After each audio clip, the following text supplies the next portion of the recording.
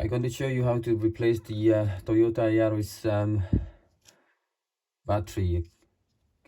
Once the battery is inside here, okay. So once it's open, it's like this, yeah. Okay.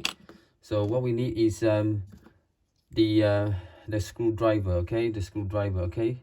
See the slot here, okay. Insert the screwdriver here, okay. Just push it up, yeah. Push it up, and then pull the cover away. See.